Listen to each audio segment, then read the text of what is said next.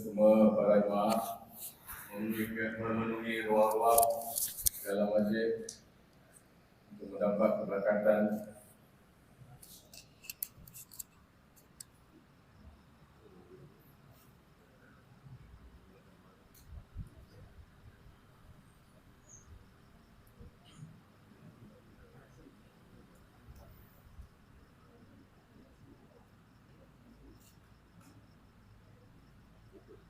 Bismillahirrahmanirrahim.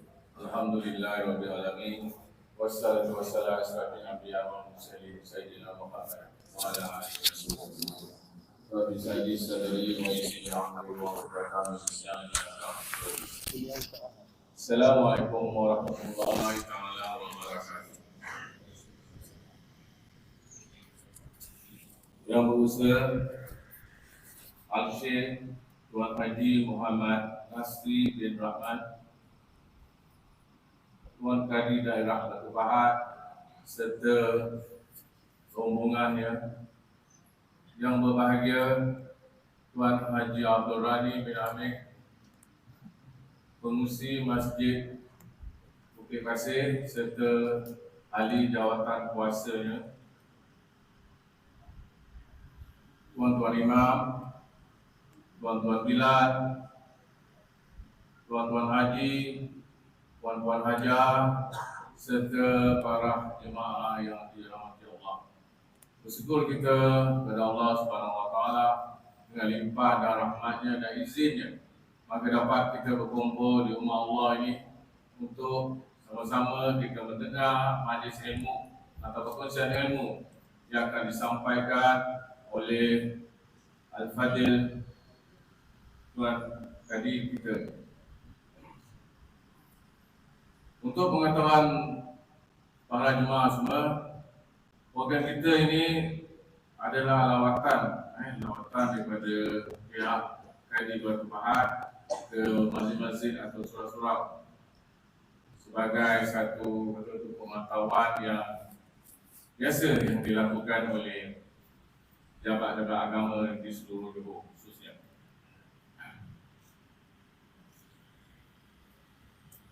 Jadi selepas ini kita akan mendengar tazkirah atau ucap pertama atau perkongsian ilmu daripada Tuan Kadi kita sehinggalah solat Isyak.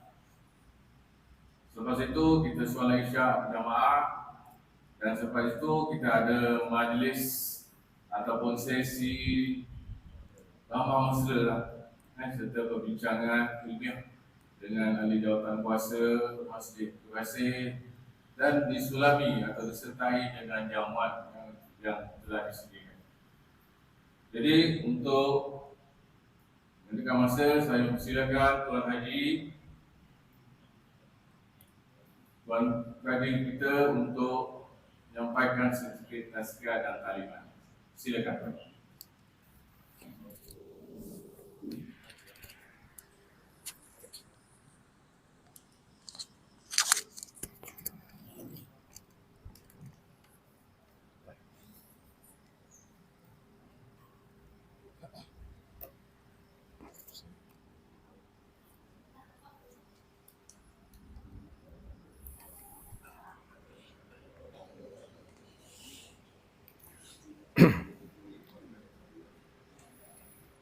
Bismillahirrahmanirrahim. Assalamualaikum warahmatullahi wabarakatuh. Alhamdulillahilladzi nahmaduhu wa nasta'inuhu wa nastahdihi wa nastaghfiruh wa na'udzu billahi min syururi anfusina wa min sayyiati a'malina, may yahdihillahu fala mudilla lahu wa may yudlilhu fala hadiya lahu. Asyhadu an la ilaha illallah wa asyhadu anna Muhammadan abduhu wa rasuluh. Allahumma rabbi shrah li sadri wa yassir li amri wahlul 'uqdatam min lisani yafqahul qawli. Amma ba'du.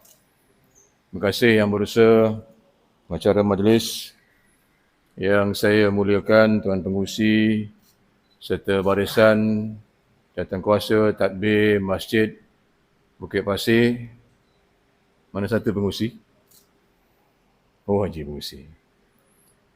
Juga kepada para jemaah ahli qaryah, muslimin dan muslimat, hadirin hadirat yang dirahmati Allah sekalian. Pertamanya, marilah sama-sama kita memanjatkan kesyukuran kehadrat Allah Subhanahu wa taala kerana pada malam yang mulia ini, pada malam yang penuh dengan keberkatan ini, Allah Subhanahu wa taala telah mempertemukan kita dalam satu majlis yang penuh dengan kebaikan. Sesungguhnya Allah sangat menyintai orang-orang yang membuat kebaikan. Innallaha yuhibbul muhsinin. Untuk makluman para hadirin hadirat sekalian, sebagaimana yang pengurusi sebut tadi, kehadiran saya bersama dengan beberapa pegawai saya daripada Pejabat Kadi Daerah Batu Pahat adalah merupakan program biasalah yang kita buat. Saya ada program lawatan Maghrib dan saya ada program lawatan Jumaat dan saya ada program lawatan saya sendirilah. Seorang pun tak tahu saya pergi mana. Tahu-tahu saya panggil imam ke, panggil Bilal ke, mungkin ada perkara yang boleh dibetulkan. Jadi hari ini Alhamdulillah saya dah selalu lalu kat depan ni. Tapi baru hari ni dapat singgah. Nampaknya kalau orang tak biasa masuk ni, dia macam masuk satu alam yang tiba-tiba je berubah alam tu. Daripada luar, dia masuk tiba-tiba macam kat Mekah aja nampak dia punya masuk alam lain. Nampak penuh dengan keseniannya. Saya yang pertama sekali, tujuan saya ialah pertama nak melihat bagaimana tuan-tuan sebagai contohnya pengurusi, jawatankuasa, imam, Bilal, Noja dan seluruh ahli qaryah yang telah membantu sebahagian daripada tugas saya untuk memastikan agama Allah ini dapat didirikan dengan baik. Masjid rumah Allah ini diimarahkan dengan baik. Alhamdulillah. Saya kira bukanlah saya nak menilai, nak memantau semua benda, tetapi lebih nak menampakkan silaturahim sesama kita. Jangan sampai pengurusi jawatankuasa nguruskan masjid macam tak ada siapa-siapa yang berkaitan dengan masjid ini.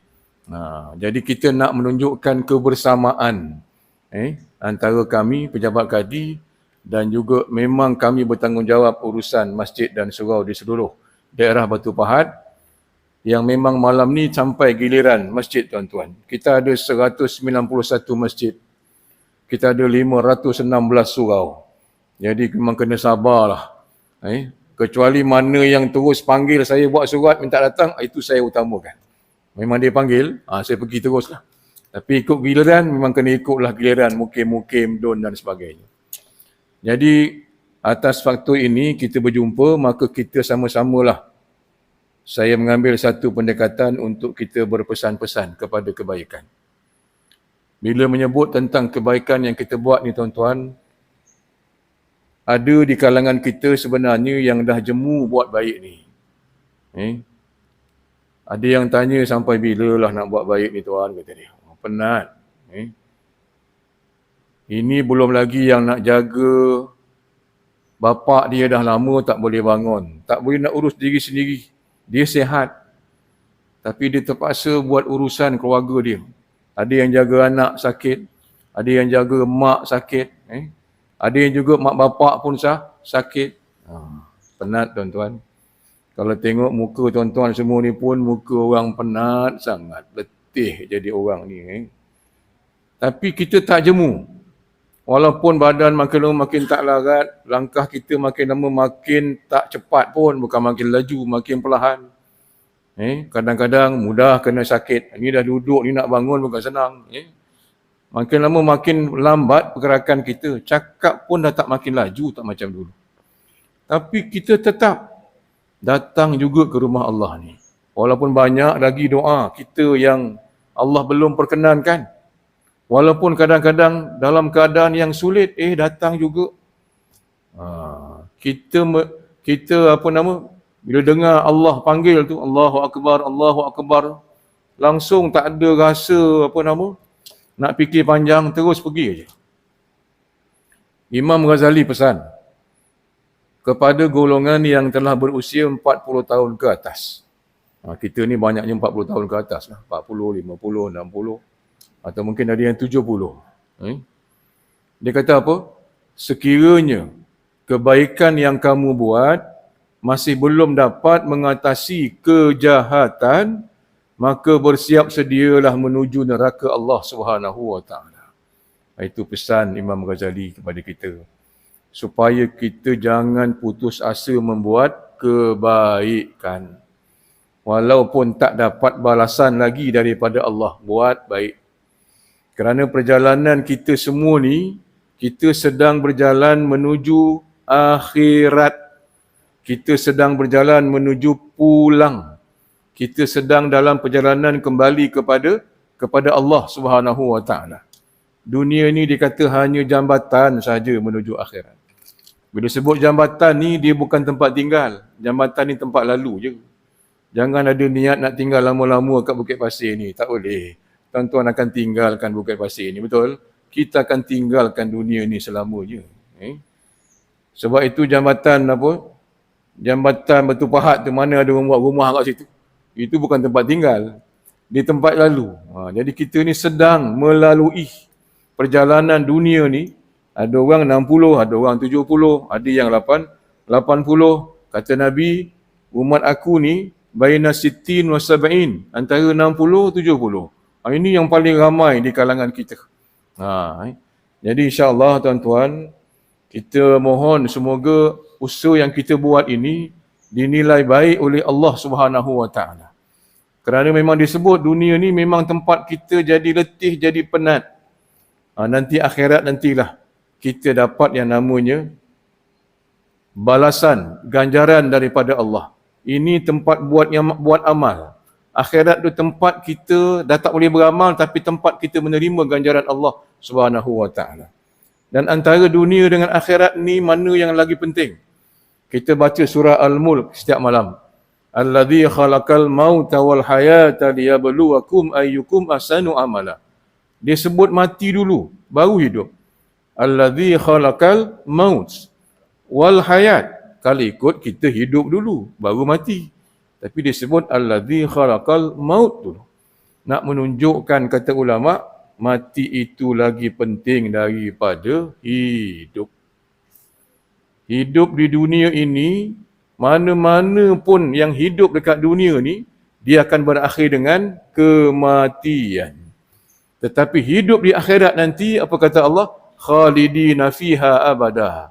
Tuan-tuan tak jumpa lagi yang namanya mati. Ni, kita akan kekal. Wal akhiratu khairun wa abqa. Jadi tuan-tuan dirahmati Allah sekalian.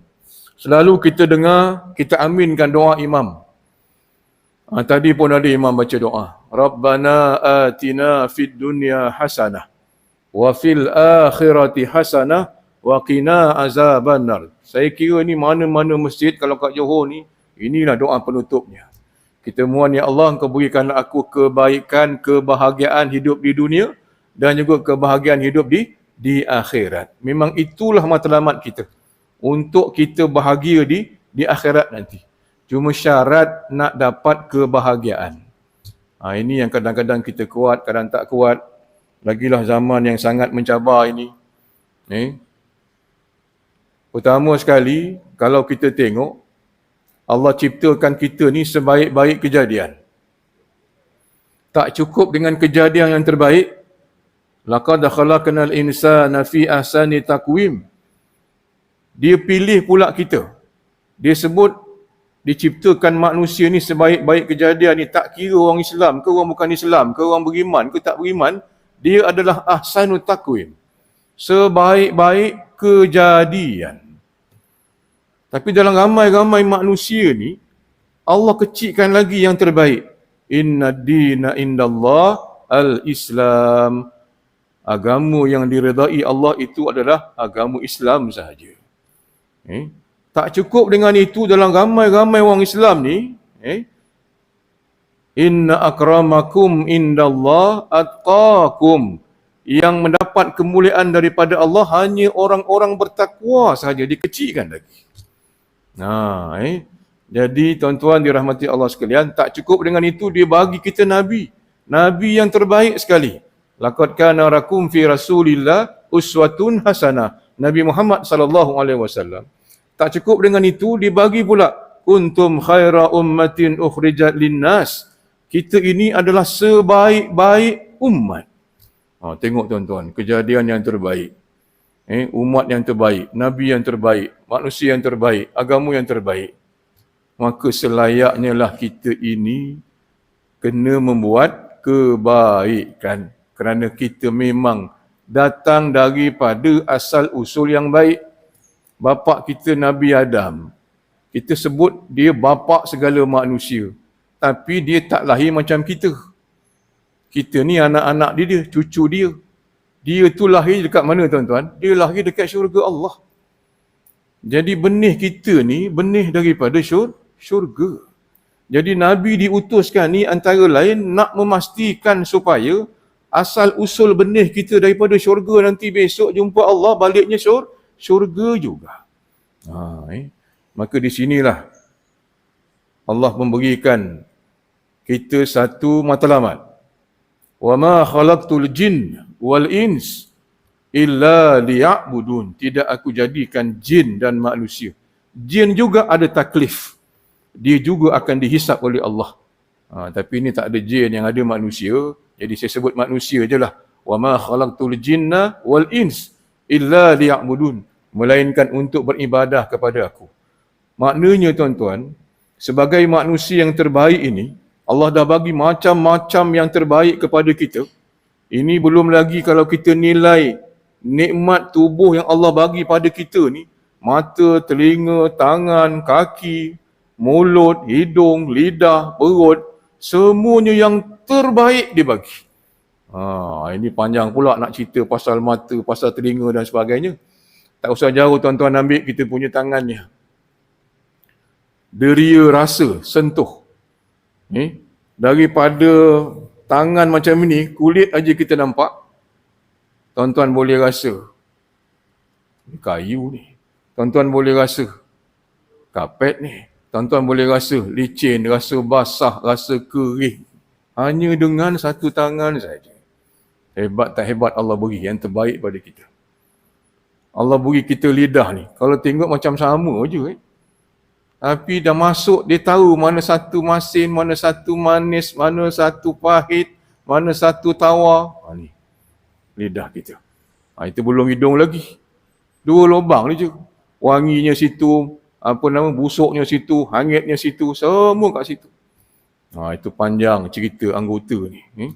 Tapi nak pesan di sini, saya nak sebut tentang tugas kita sebagai manusia yang terbaik ini, hanya layak membuat kebaikan. Baru layak kita diberikan Allah ini ganjaran duduk di sebaik-baik tempat, iaitu di syurga Allah Subhanahu Wa Taala. Tapi syarat kita orang Islam ni, orang beriman, orang bertakwa. Kalau kita tengok tuan-tuan, iblis tu, dia percaya tak dengan Allah? Percaya.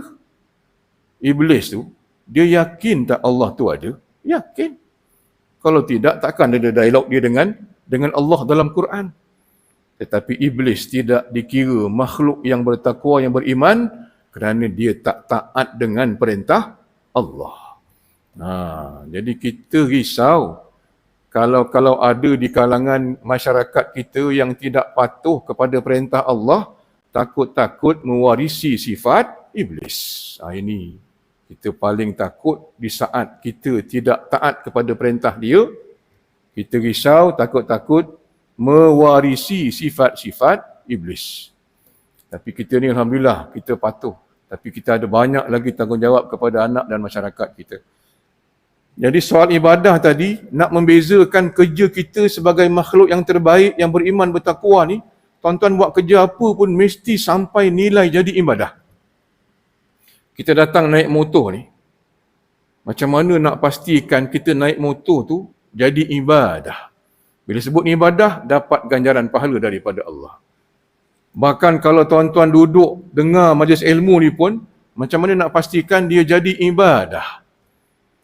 Ataupun tuan-tuan balik rumah, kita makan anak beranak pun macam mana nak dinilai supaya jadi ibadah? Kerana perbuatan baik itu belum tentu dinilai baik oleh Allah. Fawailul lil musallin, maka celakalah orang yang mendirikan solat. Macam mana Allah boleh celakakan orang yang sujud, rokok, takbir, tasbih, tahmid? Dia buat benda baik.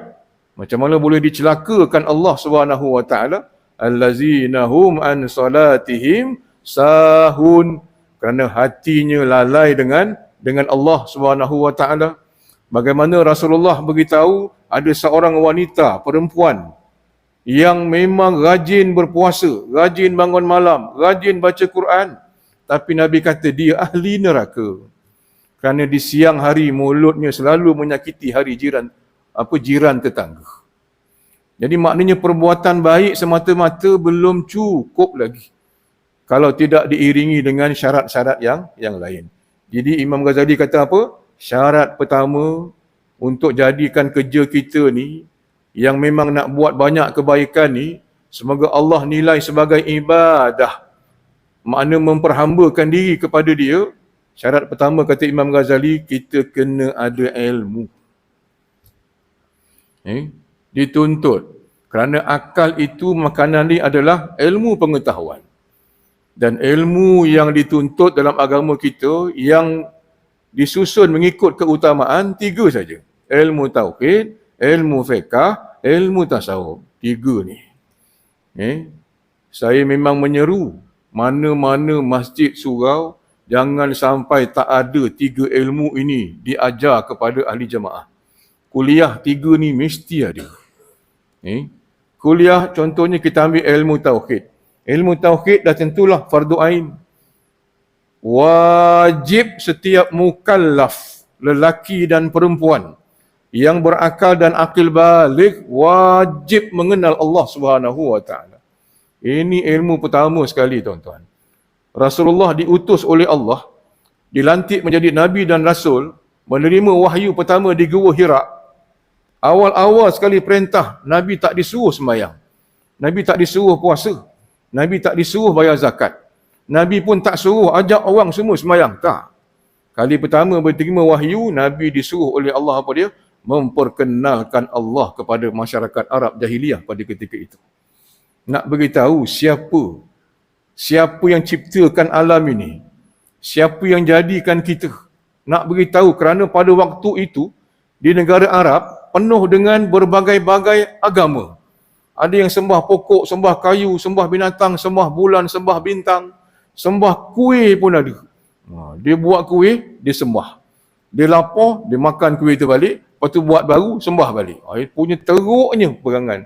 Tetapi bila Nabi bawa agama baru, agama Islam, semua yang agama ni semua marah. Ini bezanya agama Allah Subhanahu wa taala. Maknanya yang tugas pertama Rasulullah mentauhidkan manusia, mengesakan Allah Subhanahu wa taala. Jadi ilmu ni jangan sampai tak ada. Ini tugas jawatan kuasa, tugas yang mentadbir urus, tugas kita nak menjalankan misi dakwah kepada jemaah, jangan sampai tak ada kuliah ilmu tauhid. Wahada yuwahidu tauhidan. Ilmu mengesakan Allah, mengetahui sifat yang wajib, yang mustahil dan juga yang harus. Alif, lam, ha. Tuan-tuan potong lekat mana pun dia tetap jadi Allah. Buang alif, tinggal lam, ha. Buka Quran tengok. Lillahi mulku samawati wal ard. Dia tak ada alif. Buang alif, buang lam, tinggal lam ha saja. Lahul mulku wa lahul hamd. Tak ada alif lam.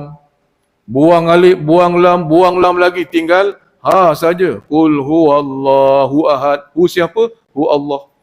Itu hebatnya kalimah lafzul jalalah. Kalau tuan-tuan buka dalam Al-Quran, cari huruf lam. Tidak ada lam yang dibaca tebal, melainkan lam yang ada pada kalimah lafzul jalalah. Ya ini Allah, eja lain, bunyi lain. Kalau tuan-tuan susun huruf ijaiyah, alif sampai ya, semuanya ada nama Allah.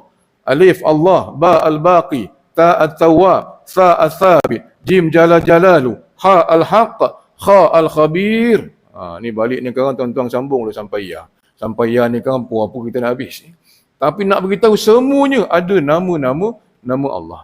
Dan kalimah Allah ini tuan-tuan,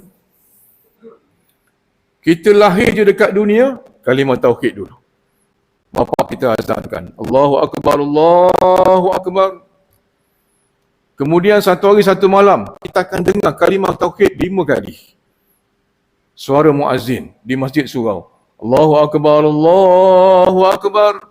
Kemudian kita solat, setiap rukun tuan-tuan buat, semuanya ada kalimah Allah. Allahu Akbar, rukun. Kita rokok, Allahu Akbar. Sami Allah, sujud, Allahu Akbar. Bangun 2 sujud, Allahu Akbar. Sujud lagi, Allahu Akbar. Tahiyat akhir, Allahu Akbar. Memberi salam, Assalamualaikum warahmatullahi. Allah juga tutupnya. Buka dengan Allah, tutup pun dengan Allah juga. Ini. Kalau dulu tuan-tuan pernah tengok satu video dalam YouTube, kajian dibuat. Bagaimana suara azan ini sebenarnya tidak putus di dunia ni. Senantiasa, dia bersambung. Masuk waktu subuh dekat Indonesia, Sumatera, satu daerah, masuk situ. Kemudian azan tak habis lagi dah masuk daerah sebelah. Azan tak habis lagi dah masuk daerah sebelah. Dalam tempoh 1 jam seluruh Indonesia masuk waktu subuh. Tak habis lagi azan masuk dekat Malaysia. Mersing dulu. Allahu Akbar, Allahu Akbar. Naik dekat Pahang. Allahu Akbar, Allahu Akbar. Sambung dekat Terengganu. Allahu Akbar, Allahu Akbar. Dalam tempoh 1 jam seluruh Malaysia masuk waktu subuh. Tak habis azan lagi masuk dekat Thailand. Terus the round terus Allahu Akbar, Allahu Akbar. Sampai balik semula kat Sumatera Indonesia ni masuk waktu Zuhur. Kan sambung lagi macam tu. Tak putus lawangan azan disebutkan. Mungkin pada saat ini ada tempat yang sedang melaunkan kalimah Allah Subhanahu wa taala. Ini dia punya apa nama? Sebab itu kita pertahankan ilmu ni. Itu baru dia punya kalimah. Sampai ada yang gantung kalimah Allah dekat rumah. Depan ada ayat kursi lah. Tepi ayat 1000 dinar. Belah sana 3 kul pula. Sana kan ayat lain macam surau dah rumah tu. Tapi yang ini saya kena tegur jugalah. Pernah juga tanya makcik ni, kenapa gantung ayat-ayat ni? Saja nak ngalau hantu saat nanti tak masuk. Maknanya kalau Pontianak tu masuk, ada ayat kursi. Pergi mahu lain lah kata dia. Dia cari rumah yang tak ada ayat kursi. Betul ke tidak hantu macam tu? Kalau ikut sejarah tuan-tuan, Iblis lebih kenal Tuhan daripada kita. Betul tak? Dia lebih kenal Allah daripada kita. Jadi kalau tuan-tuan jumpa orang merasuk, orang kena apa semua tu, baca ayat kursi, dia dah habis, kita tak habis lagi. Itu tak pelik. Jadi kena hati-hati. Jadi saya tanya dengan makcik ni. Makcik sebelum tampal ayat Quran ni, dah keluarkan belum hantunya? Tak ada lah pula. Rupanya bukan hantu luar tak boleh masuk. Hantu dalam tak boleh keluar. Beranak pena, hantu anak beranak dalam rumahnya. Bergaduh laki bini. Tapi ayat apa? Ayat Allah ni penuh dekat rumah. Kena betulkan balik. Rasanya tuan-tuan tak ada yang baca, betul tak? Ada pagi-pagi bangun, pergi depan. Allahu la ilaha illa huwal hayyul qayyum. Masuk bilik pula. Qul huwallahu ahad. Ada macam tu. Habis siapa nak baca gitu? Itu pun kalau raya pun pasal sawang, itu je. Dia bersihkan je. Siapa nak baca tu? Belum lagi yang guna nama-nama anak dengan kalimah Allah tu sendiri. Banyak. Abdullah, Saifullah, Hasbullah. Apa lagi? Sekarang punya nama lagilah pelik-pelik. Itu hari saya nikahkan satu pasangan, tersilap aja sebab namanya dah 4 perenggan, 4 ayat, 4 kalimah. Binti Ali je punya pendek nama bapak. Tapi nama anak punyalah panjang. Jangan jadi sahabat kita di Johor Bahru.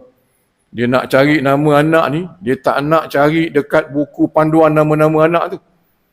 Alah ni dah biasalah bang, dah ramai orang kampung pakai nama-nama ni. Cubalah cari nama yang pelik sikit. Kalau boleh kat dunia ni seorang je anak kita nama macam ni. Dia pun buka Quran. Ambil daripada Quran direct terus ni. Cari macam sedap nama ni.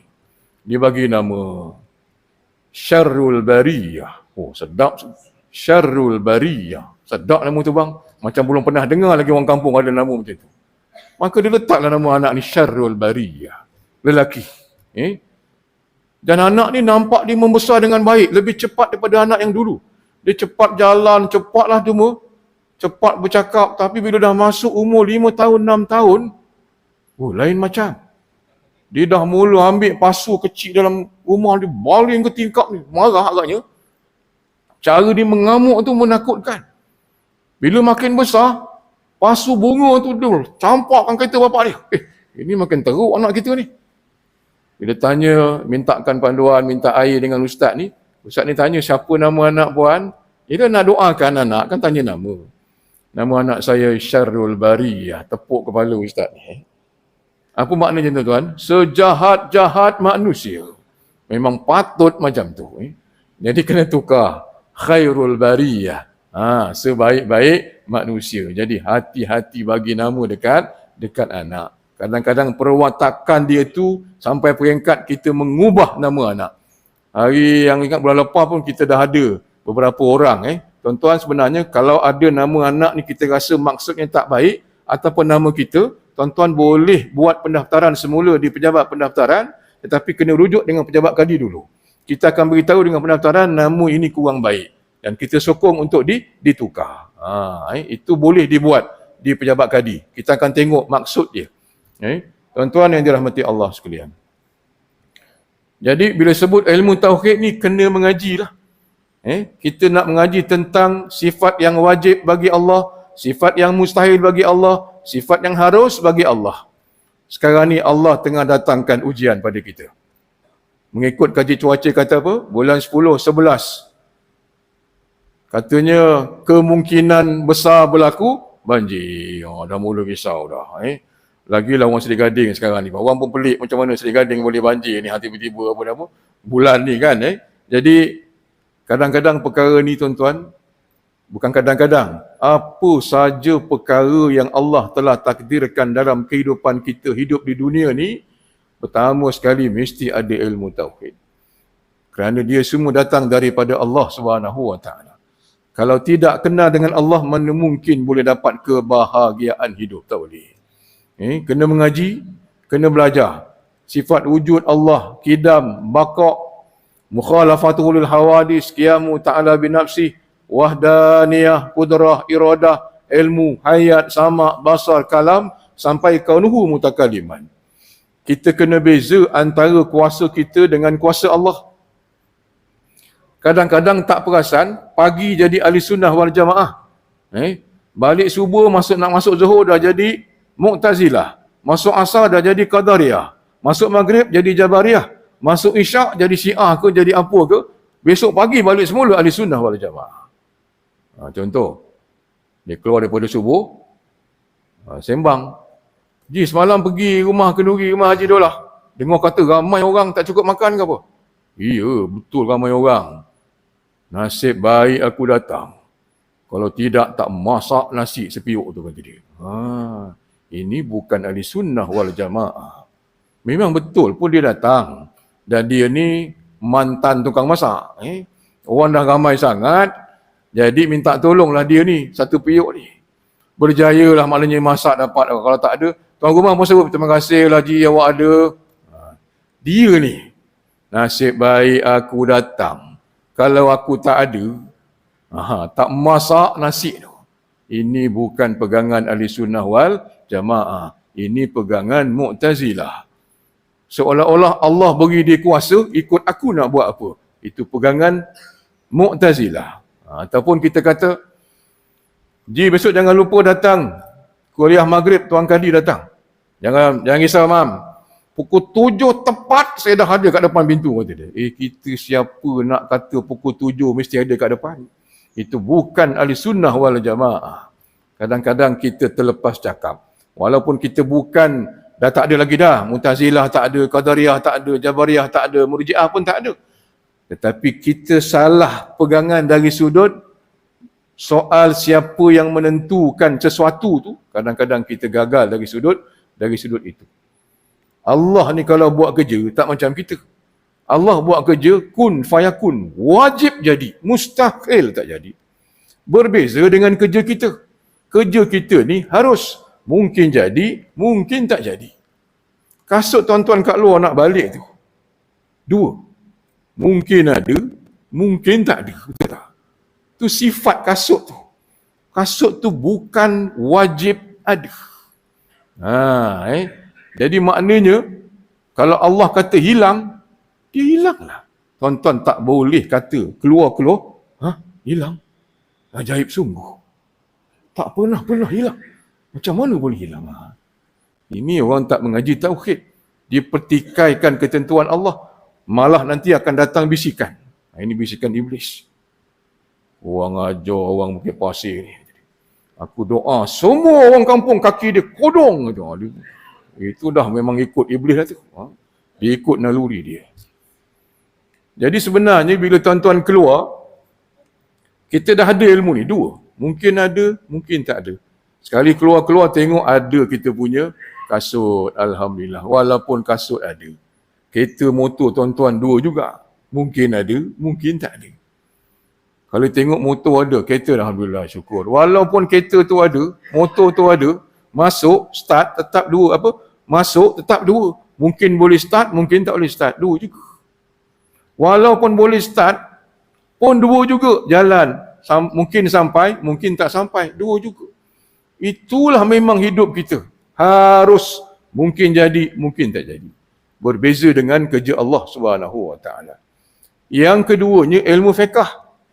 Fiqh ni hukum hakam, wajib, sunat, makruh, harus, haram. Kalau tuan-tuan belajar semua hukum ni, pergilah buat apa pun, naik motor tu ada wajib, sunat, makruh, harus, haram. Wajibnya apa? Wajib jaga nyawa. Kalau dah angkat macam tu, apa hukum?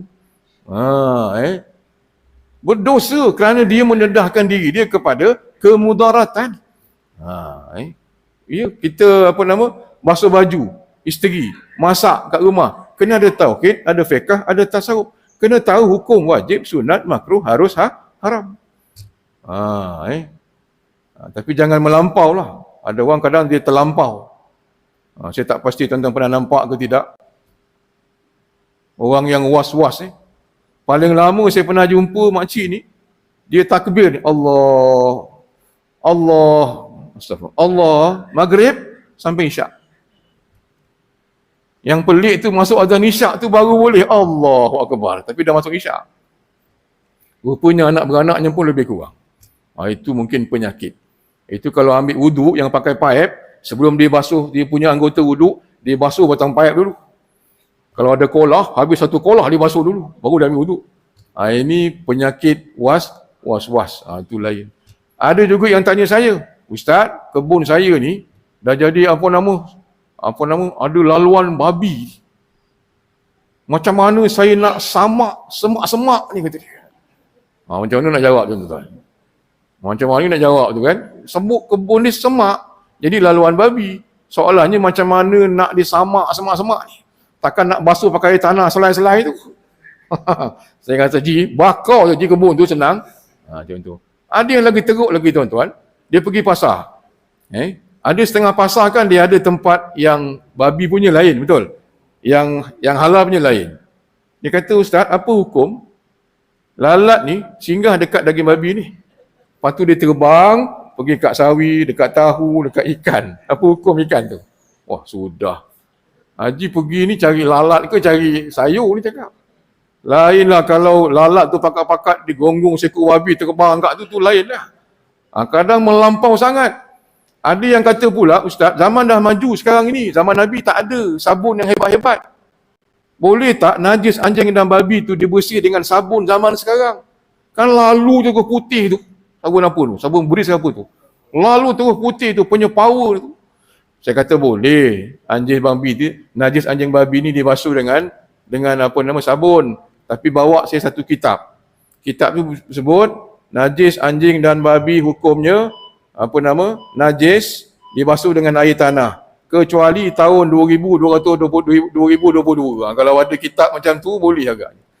Sampai kiamat, ilmu Allah ni sampai kiamat tak akan tak akan berubah. Kita minta laluan azan muazzin.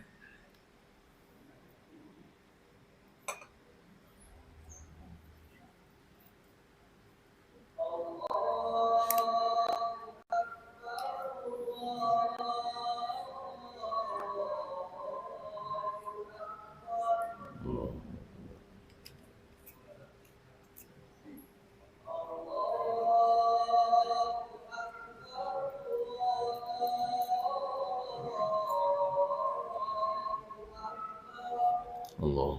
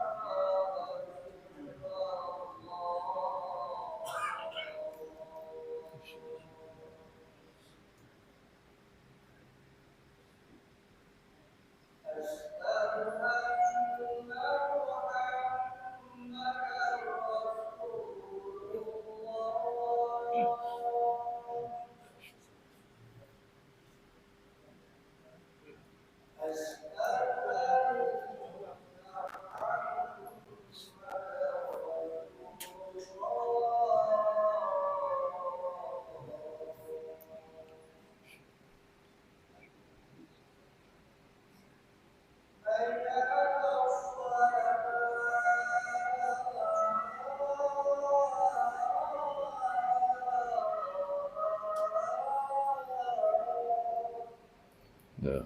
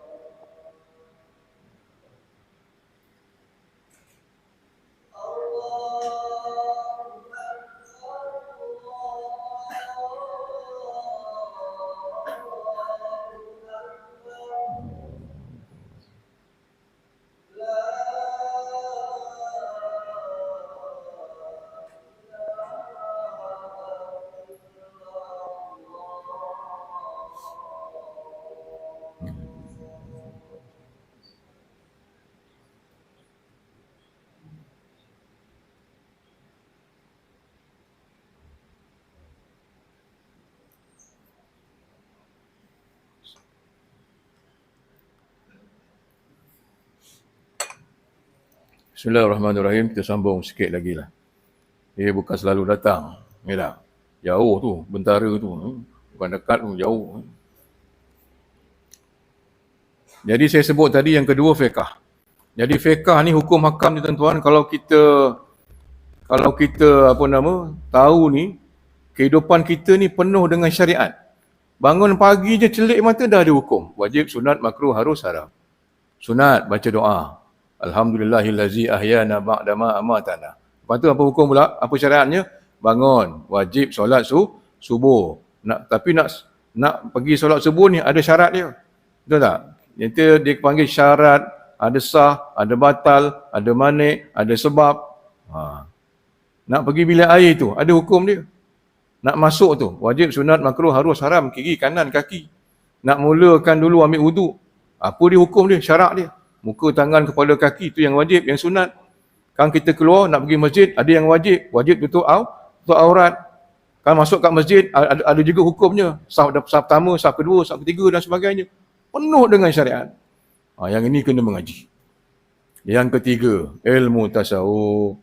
Inilah ilmu yang paling menjadi disebut sebagai yang dipandang oleh Allah. Ilmu tasawuf ni apa dia? Ilmu yang nak membersihkan hati. Nak mengosongkan hati daripada sifat-sifat yang tercela. Maka disuruh kita mengisi hati kita ni dengan sifat-sifat yang terpuji.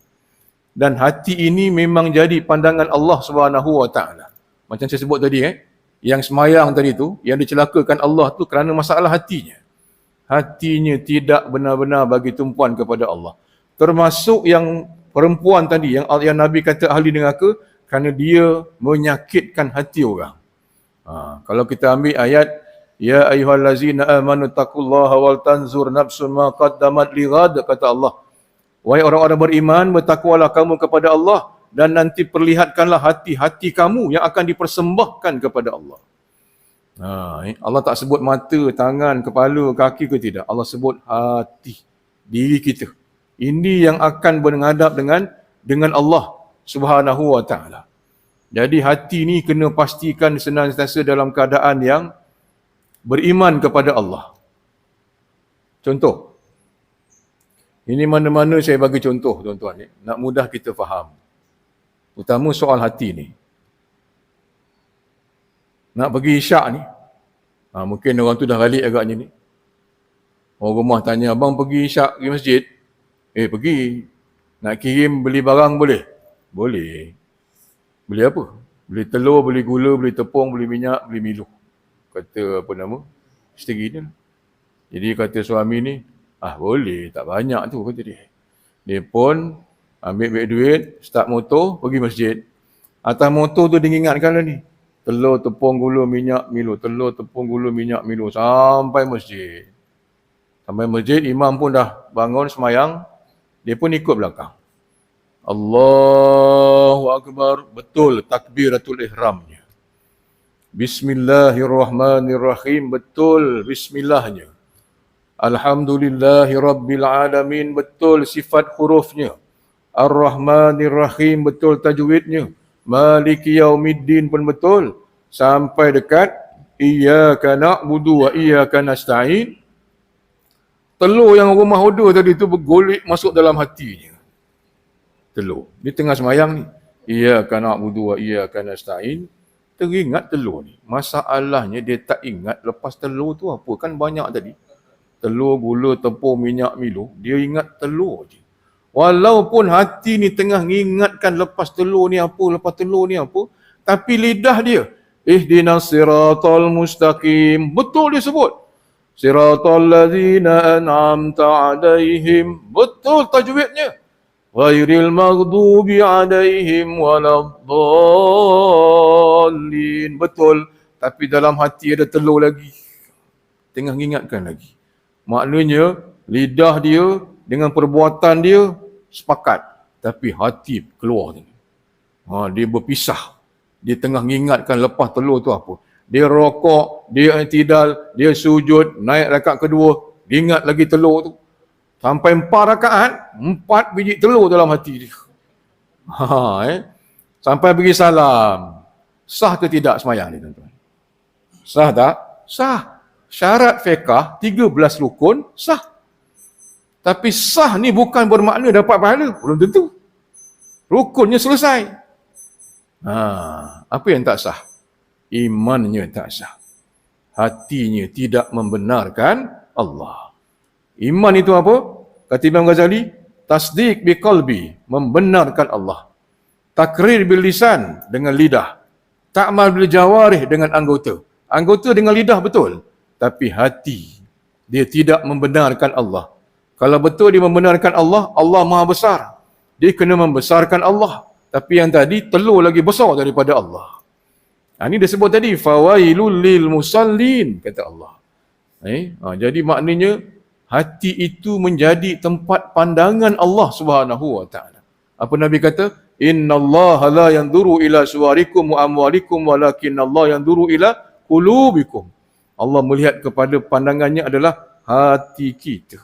Hati inilah yang kadang-kadang jadi sulit. Kerana dia dipanggil qalbun. Dalam bahasa Melayu kita apa? Kalbu. Kalau boleh jangan sebut kalbu. Kalbu ni dia lebih kepada anjing. Qalbu. Guna perkataan Q. Qalbu. Itu baru betul. Apa maknanya? Berbolak-balik. Atas, bawah, depan, belakang, kiri, kanan, atas, bawah, depan, belakang. Kalau boleh didoakan. Sabbit qalbi ala dini. Tetap. Jadi banyak perkara yang boleh diusahakan untuk jadikan hati kita ini bahagia. Dengan syarat kena ada ilmu tauhid tadi, ada fiqh, ada tasawuf. Kadang-kadang tuan-tuan, kita pun tak boleh tahan dengan lampu traffic light. Sampah laju. Aduhlah, merah dah pula, aku nak cepat ni. Hati dah mula rasa tak bahagia dek kerana lampu ni. Bila hijau je, baru nak speed, driving school pula kat depan, kalau punya lambat, sampai depan dah merah balik. Macam mana hati tuan-tuan? Kalau rasa sakit juga, maknanya kena ngaji lagi. Maknanya lampu traffic light pun tak boleh menang kita. Ini belum lagi sahabat kita seorang buat reban belakang rumah. Ayam dah ramai, ayam dah banyak, dah tak cukup reban, dia buat reban belakang rumah. Dia belilah kayu, paku, apa semua. Dia buat dah ni. Paku-paku bengkok. Paku lagi, bengkok paku. Dia hayung tinggi-tinggi, bengkok. Kita kalau buat kerja bengkok, ada rasa tak? Ada singgah, ada rasa. Paling tak ada dia bunyi. Paku ni garang. Dah mula dah. Dia dah mula cakap dengan paku tu, dah teruk dah tu sebenarnya. Paku ni garang. Agaknya dah geram sangat. Dia ambil teku besi ni, dia tonjol kepala paku ni. Kau paku ni last ni. Kau bengkok lagi, siap kau. Ni dah hukum gila dah sebenarnya. Bercakap dengan paku kat belakang rumah tu. Punya dia hayung tinggi-tinggi, marah dengan paku ni, sekali ketuk. Agaknya paku ni pun takut agaknya kena ketuk kepala tadi. Tercabut paku tu keluar. Kalau tadi setakat bengkok je, dia tercabut. Dah berposah orang tua ni cari paku kat semak ni. Dengan hati yang panas. Kebetulan orang rumah nampak suami ni buat reban belakang, penat. Nak buatkan kopi, buatkan jemput-jemput. Tepung habis. Dia pun order. Dia tak tahu orang tua ni tengah berangin ni. Ni dah umur, dah usia emas ni, dah 60 lebih. Dia panggil, bang, di kedai beli tepung kejap. Hidup berdua je, tak ada orang lain. Lagi sekali panggil, bang, pergi kedai kejap beli tepung. Tak dengar juga. Tinggikan suara. Bang, bila tinggikan suara, suami dengar, kau tepung, kata dia. Aku pun nak cari paku ni, jadi dia bergaduh suami isteri. Yang saya tahu ni, besok isteri datang pejabat kadi. Rupanya dah banyak kali kena marah dengan suami tak pasal.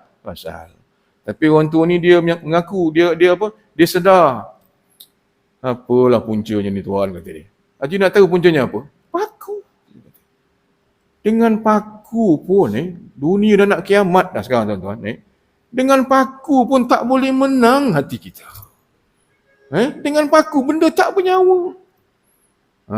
Macam mana nak ngadap air yang atas dinding ni kalau banjir contohnya. Macam mana nak ngadap benda-benda yang nak ngadap orang rumah yang boleh bercakap tu lagi tak larat kita. Maknanya apa tuan-tuan? Kalau zaman sekarang ni kalau tuan-tuan tengok, manusia dah semakin ramai yang sarat dengan penyakit hatinya. Tengok bola, sakit hati. Johor tak sakit hati pasal menang. Cuma tanya orang Terengganu pula, punyalah sakit. Tengok Hindustan, geram pula, boleh pula hero dia mati pula. Kadang-kadang kita jadi sakit tu bukan kerana orang lain, kerana kita. Jadi tuan-tuan percayalah, ketiga-tiga ilmu ni sangat penting.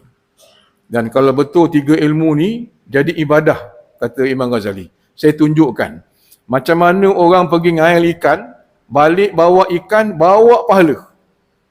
Cuti sekolah, cakap dengan orang rumah, "Pah, abang nak pergi ngail ikan kejap." Pergilah bang, untung-untung dapat ikan, boleh makan malam sekarang. Pertama dia keluar je rumah, tengok tauhid dia. Bismillahirrahmanirrahim. Betul tak tauhidnya? Betul. Dia sebut nama Allah. Tengok pula fiqah dia. Fiqah ni undang-undang hukum hakam. Jangan pergi ngail kat kolam ikan orang. Tu salah hukumnya, contohnya lah. Dan dia kena tahu peraturan mengail. Tauhid betul, fiqah betul. Tengok tasawuf dia. Ngail punya ngail, baling. Ngail pertama, baling umpan, tak ada ikan, tak dapat. Baling lagi, tak dapat lagi. Baling lagi, tak dapat lagi. Cuaca dah panas, hati pun panas juga. Mana pergilah kau ikan? Ingat balik kampung ke apa semua? Dah mula dah tu. Lagi sekali ni, contoh macam tadi juga lah. Dah mula cakap dengan ikan. Akhirnya sampai akhir punya umpan ni. Cacing ni lah. Dia cakap dengan cacing ni. Engkau ni last. Kalau tak dapat, siap kau kata dia. Dia pun balingnya umpan cacing ni. Dapat tuan-tuan. Apa nama ni? Dapat, mana menguit-nguit benda tu. Sekali angkat, cacing tu lagi besar daripada ikan. Ikan punya lah kecil, entah anak ikan apa tak tahulah. Dia punya Dia punya menyumpahnya ikan ni celaka punya ikan punya, lama aku tunggu. Kau yang ada jentik. Tauhid betul tak? Betul. Fiqah betul tak? Betul. Tapi hati tak redha dengan apa yang Allah beri, maka tak layak jadi ibadah. Walaupun tauhid betul, fiqah betul, tapi hati tak redha dengan apa yang Tuhan beri. Katakanlah dia sekali campak aja Allah bagi terus ikan punya besar. Tak ada orang Bukit Pasir pernah dapat ngail ikan besar macam tu. Ngail punya besar sangat, tak muat masuk bakul motor ni. Terpaksa kendung bawa balik rumah ni. Berat. 50 meter lagi nak sampai rumah. Dia dalam perjalanan tadi dah bersyukur dah ni. Alhamdulillah, syukur ya Allah, syukur. Tauhid betul, fiqah betul, tasawuf pun betul. Boleh tak jadi ibadah? Boleh, tapi nanti dulu. Tengah lagi 50 meter nak sampai rumah, berselisih dengan imam pula. Imam tanya, besar ikan? Tengoklah, siapa ngail, kata dia. Timbul rasa riak, rasa bongkak. Habis tak dapat balik. Jadi tuan-tuan, indahnya Islam ni, Allah atur, susunkan untuk kebaikan kita. Jadi insya-Allah lah. Kalau ikut hati tu nak cakap lagi. Tengok pun tak ada pokok yang tombang ni. Tapi pokok lama-lama tiup angin pun tombang juga. Jadi insya-Allah saya kira mudah-mudahan dengan pesanan baik ini untuk diri saya dan juga tuan-tuan semua. Semoga kita ini senantiasa diberikan perlindungan oleh Allah Subhanahu Wa Taala, diberikan kekuatan. Kalau Allah bagi ujian pun diberikan kesabaran dan ketabahan. Sebab itu kita kena saling doa mendoakan. Orang dekat kubur tu dah mati tu pun kita doakan tuan-tuan. Betul? Allahumma firil muslimin wal muslimat wal mu'minin wal mu'minat al ahya'i minhum wal amwat.